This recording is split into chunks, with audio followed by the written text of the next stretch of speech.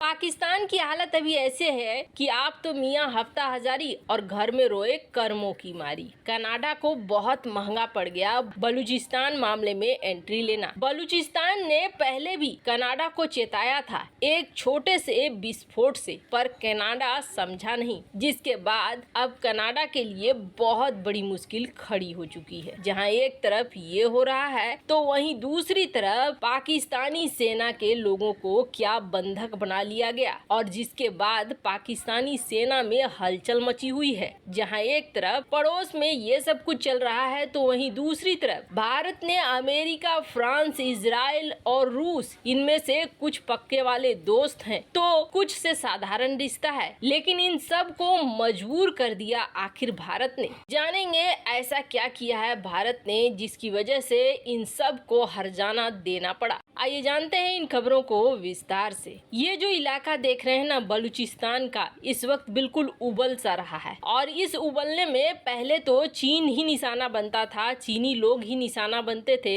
पर अब नंबर आ गया है कनाडा का। कनाडा कई बार चीजों की संवेदनशीलता को समझता नहीं है, इस चीजों को कई बार देखा भी गया है, चाहे भारत का मामला हो या फिर बलूचिस्तान का ही मामला क्यों ना हो, और यही चीज हो गया है कनाडा के साथ। दरअसल कनाडा की एक कंपनी है और ये कंपनी गोल्ड पर डील करती है, मतलब सोने की खदानें, माइनिंग करना, यही इनका काम है। ये बिल्कुल बहुत बड़ी कंपनी है बैरिक गोल्ड, जिसे जाइंट माना जाता है। पाकिस्तान इसके पास गया और इसने कहा कि हमारे पास सोने की खदानें हैं, आप चलो उसकी माइनिंग करना, इसके लिए निवेश कर दो। कनाडा बोला कहाँ पे है आपकी, तो ये बता दिया इन्होंने कि हमारी तो है यहाँ बलूचिस्तान में। बलूचिस्तान में चगाई जिला में बहुत बड़ा है, आप बस यहाँ पर खुदाई शुरू करो। वैसे आपको बता दे ये सच्चाई है कि दुनिया का सबसे बड़ा अनडेवलप्ड डिपॉजिट जहाँ अभी तक विकास नहीं हुआ है कॉपर और गोल्ड का, यहीं पर है बलूचिस्तान में। अब जरा सोचिए ये कितना धनी जगह है, लेकिन पाकिस्तान के पास इतने पैसे नहीं हैं कि इसका खनन खुद करे। यही कहा जाता है कि अकल बड़ी की भैंस। अब कनाडा ने देखा अरे यहाँ तो बहुत बड़ा खजाना है और सस्ते में मिल रहा है, तो कनाडा की ये कंपनी यहाँ कूद गई। जब ये यहाँ पर देखने के लिए जुलाई में पहुँचे, जुलाई में जब ये पहुँचे और जो लोग पहुँचे थे वो ठीक ग्वादर चेक पॉइंट से निकलने वाले थे, उस समय एक छोटा सा ब्लास्ट हुआ। लेकिन इस छोटे से ब्लास्ट को कनाडा की कंपनी ने इग्नोर कर दिया और बोला ऐसा कुछ भी नहीं हुआ। इग्नोर करते हुए चूंकि इतना बड़ा खजाना है कि कनाडा की कंपनी अपने लालच को रोक नहीं पाई और उसने पाकिस्तान के साथ साइन कर लिया। और ये सारे रिपोर्ट कहां से आ रहे हैं, तो निकी एशिया जो जापान की आधिकारिक मीडिया आउटलेट है उसके द्वारा ये खबरें निकल कर आ रही है। दोनों के बीच हो गया समझौता, बैरिक और पाकिस्तानी गवर्नमेंट ने एग्रीमेंट कर लिया और एग्रीमेंट करने के बाद इन्होंने अब यहाँ उत्खनन करना शुरू कर दिया। बैरिक गोल्ड कितनी बड़ी कंपनी है इसका अंदाजा आप ऐसे लगा सकते हैं कि ये दुनिया के 13 देश में 16 माइंस को हैंडल करती है। अब इसका प्लान था कि हम $7 बिलियन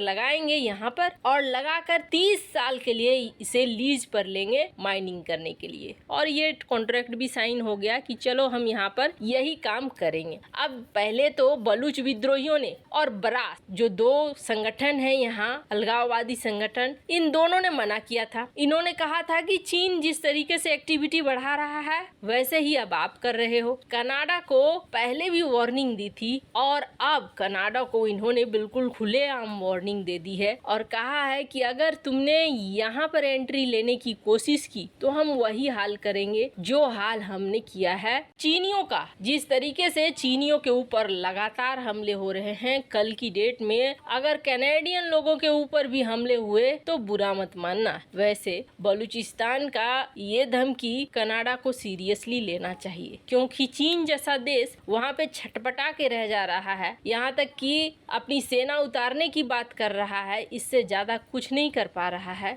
तो कनाडा फिर क्या है। वैसे भी कहते हैं ज्यादा लालच बहुत बुरा है और कहीं इस लालच में कनाडा को भारी न पड़े, क्योंकि क्योंकि पाकिस्तान की हालत अभी ऐसी नहीं है कि पाकिस्तान कनाडा को बचाने के लिए आगे आ पाएगा। कारण ये जो इलाका देख रहे हैं ना, ये इलाका है केपीके का इलाका, अफगानिस्तान और पाकिस्तान का। स्वाट एरिया ये भी अफगानिस्तान और पाकिस्तान का, इसलिए क्योंकि अफगानिस्तान भी क्लेम करता है और पाकिस्तान भी क्लेम करता है। यहाँ पर पुलिस वाले तैनात करके रखे हुए थे पाकिस्तान ने कि ये हमारा प्रांत है। अब वो भी एक दो नहीं, बड़ी संख्या में, जैसे ये बड़ी संख्या में पुलिसमैन यहाँ खड़े थे, इन सब को अचानक से यहाँ के जो कट्टरपंथी हैं उन्होंने अपहरण कर लिया। अपहरण करने के बाद अब स्थिति ऐसी हो गई है कि पाकिस्तानी सेना के अफसर इन्हें छुड़ाने के लिए गए हैं कि उनसे बात करें और गिड़गिड़ा रहे हैं कि आप जवानों को छोड़ दीजिए। ये स्थिति बनी कैसे है तो आपको बता दें, डुरंड लाइन पर पिछले 24 घंटे से लगातार चल रही है गोलीबारी, हैवी डिप्लॉयमेंट हो गई है। पाकिस्तान ने भी अपनी सेना की तैनाती कर दी है और अफगानिस्तान की तरफ से भी लड़ाई जारी है। इसलिए स्थिति इस तरीके की पहुंच गई है कि पाकिस्तान को अब अपनी सुरक्षा की पड़ी है, वो कनाडा की सुरक्षा क्या करेगा। और आर्थिक तौर पर पाकिस्तान और बाजवा वैसे ही दुनिया भर में घूम घूम कर कटोरे में भीख मांग रहे हैं। खैर, जहाँ ये सब कुछ चल रहा है पड़ोस में, तो वहीं दूसरी तरफ आखिरकार भारत ने वो कर दिया जो इतिहास में पहले कभी नहीं हुआ था। कोई भी ये नहीं सोच सकता था कि भारत दोस्त हो या दोस्त न हो, दोनों ही रिश्ते में